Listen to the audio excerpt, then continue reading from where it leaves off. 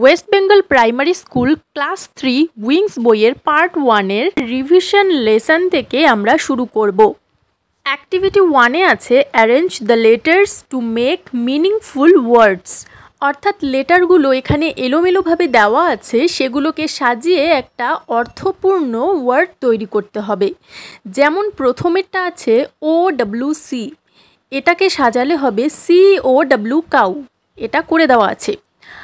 IGP, এটাকে সাজালে হবে PIG পিগ, পিগ মানে শূকর। 3 নম্বরে আছে TIREG, এটাকে সাজালে হবে TIGER অর্থাৎ টাইগার, টাইগার মানে বাঘ। 4 নম্বরে আছে SHPEE, অর্থাৎ এটাকে সাজালে হবে SHEEP, শিপ, শিপ মানে ভেড়া। 5 নম্বরে আছে HOSER, এটাকে সাজালে হবে HORSE, হর্স, হর্স মানে ঘোড়া। 6 নম্বরে SKANE, এটাকে সাজালে হবে SNAKE, স্নেক, স্নেক মানে সাপ। এবারে চলে আসি অ্যাক্টিভিটি 2 এ। প্রথমেই এখানে বলেছে ফ্রুটস অফ সামার, অর্থাৎ গ্রীষ্মকালের দুটো ফলের নাম লিখতে হবে। কি কি? 1 ইজ ওয়াটারমেলন, 2 ইজ ম্যাঙ্গো।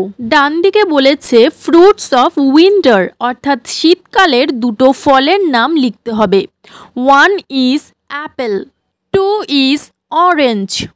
বাঁদিকে নিচে বলেছে ভেজিটেবলস অফ সামার, অর্থাৎ গ্রীষ্মকালের দুটো শাকসবজির নাম।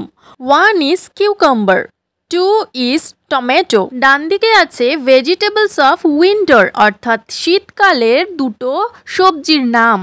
1 ইজ ব্রকলি, 2 ইজ ক্যাবেজ। এবারে চলে আসি অ্যাক্টিভিটি 3 এ।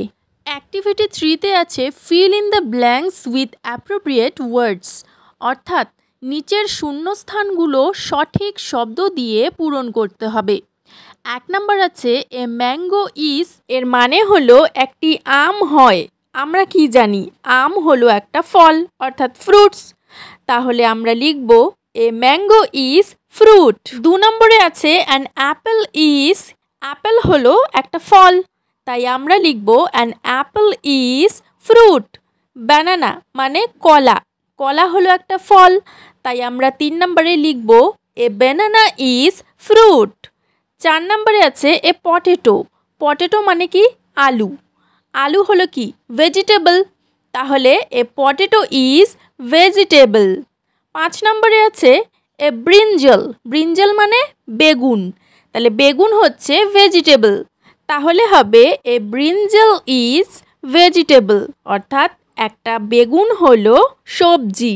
লেমন মানে লেবু, লেবু হলো একটা ফল, তাহলে 6 নম্বরে লিখব a lemon is fruit. Thanks for watching.